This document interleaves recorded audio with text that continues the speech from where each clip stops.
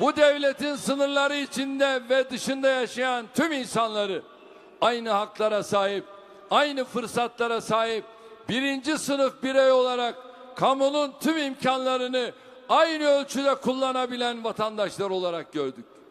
Kim ki bu ülkenin herhangi bir bireyini kökeninden, inancından, meşrebinden, sosyal veya siyasi tercihlerinden dolayı ötekileştirmeye kalkarsa karşısında önce benimle birlikte devletimizi bulur.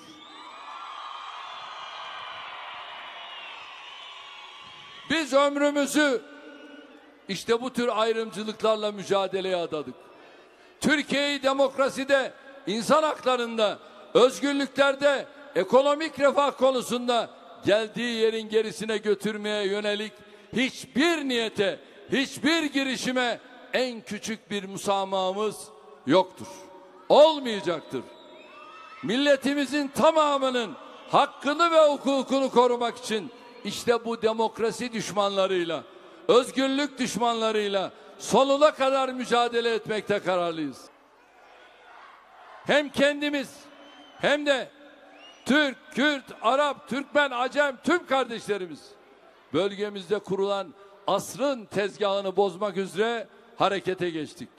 Fırat Kalkanı ve Zeytin Dalı harekatlarında kontrol altına aldığımız 4000 kilometre karelik alanı birileri küçümseyebilir. Halbuki biz bu vesileyle arka plandaki büyük oyuna can alıcı 2 darbe vurduk. Fırat Kalkanı'yla DAEŞ'in, Zeytin Dalı'yla PYD'nin maskesini düşürdük. Terör örgütlerinin maskesi düşünce arkasından kimlerin çıktığını hep birlikte görüyoruz.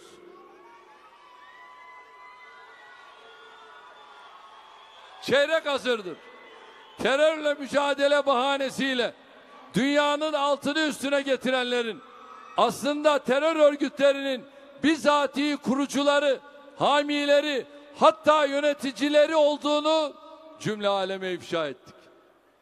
Dün Türkiye'nin devleti ve milletiyle birliğini, bütünlüğünü hedef alanlar bugün Türkiye'nin sınır ötesi harekatlarının önünü kesmek için uğraşıyorlar.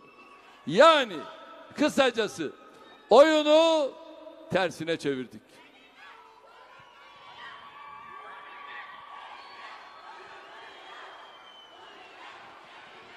Ben sizlerle gurur duyuyorum. İnşallah hem ülkemiz hem de bölgemiz için yeni bir dönemin kapılarını aralıyoruz. Yönetimler ne kadar teslimiyetçi olursa olsun bölgemizdeki halklar hakikatleri görmüştür.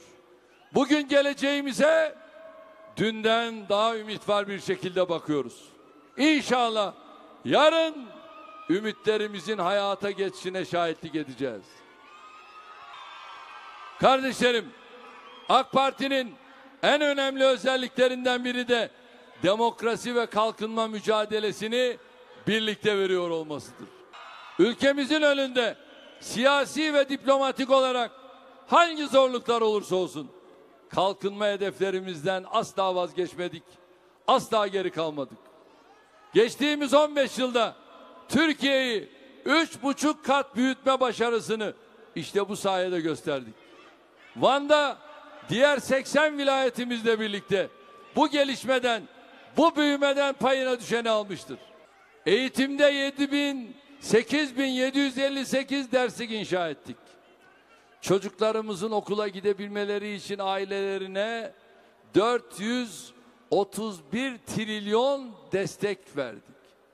Yaptığımız yatırımlarla 100. yıl üniversitemizi bölgesinin ve ülkemizin önde gelen yükseköğrenim kurumlarından biri haline getirdik.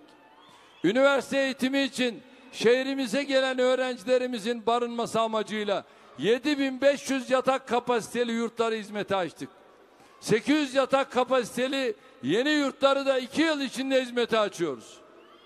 Sağlıkta 13 hastane olmak üzere 66 sağlık tesisini şehrimize kazandırdık. Bunlar arasında 400 yataklı Van Bölge Hastanesi ile 500 yataklı Van Kalp Cerrahisi Hastanesi de bulunuyor.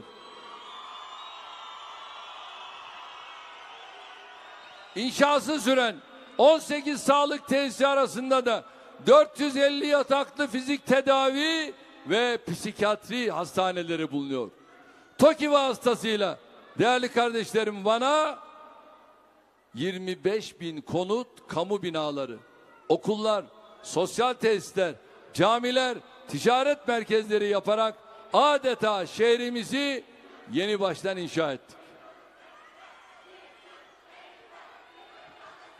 Gençler, Van'da bölünmüş yol ne kadardı biliyor musunuz? 36 kilometre. Peki biz buna ne ilave ettik? 511 kilometre daha buna bölünmüş yol ilave ettik.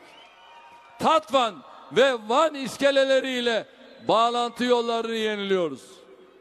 Modernize ettiğimiz Ferit Melen Havalimanı geçtiğimiz yıl 1.665.000 yolcu kapasitesine ulaştı.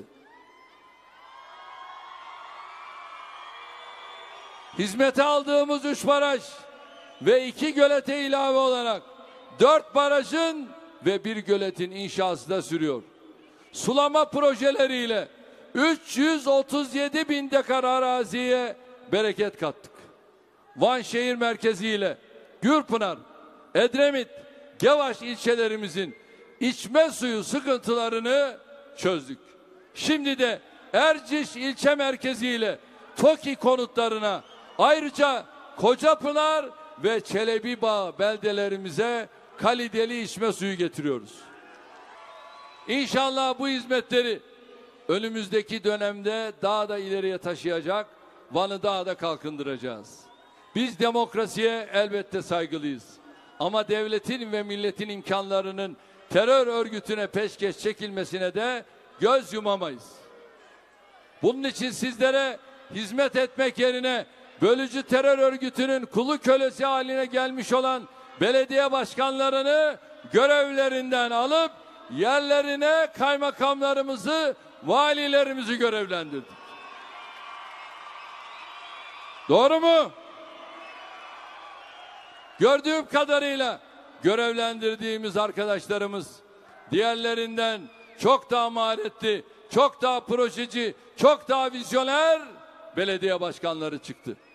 Van Büyükşehir Belediyesi 2016 yılında değerli kardeşlerim 452 trilyonla 138 trilyon lirayla yatırım yapmışken valimizin riyasetinde 642 trilyon lira bütçeyle 369 trilyon lira yatırım yaptı.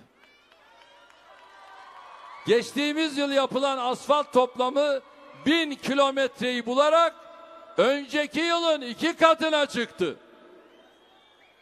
Belediyemiz tarafından caddeler ve sokaklar yenileniyor. Okullar onarılıyor. Gençlerimizi üniversiteye ve hayata hazırlayacak eğitim çalışmaları yürütülüyor. Şimdi de belediyemiz doğrudan Van Gölü'ne boşaltıldığı için ciddi bir çevre kirliliği sebebi olan atık suları arıtacak bir tesisi inşallah bu yıl şehrimize kazandırıyor.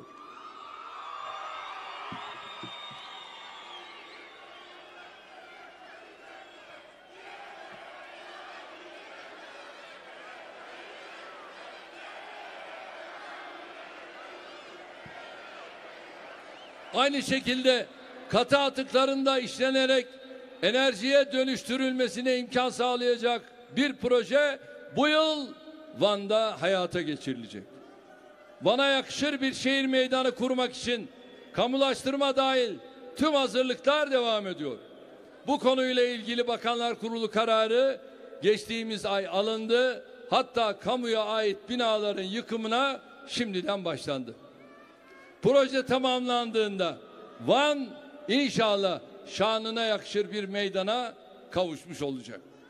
Çevre yolu, şehir stadyumu, hafif raylı sistem gibi konuları da inşallah 2019'da seçilecek yeni belediye başkanımız projelendirip süratle hayata geçirecektir. Biz her zaman ve her konuda olduğu gibi bu projeler içinde Van'a gereken desteği vereceğiz. Hiç endişeniz olmasın.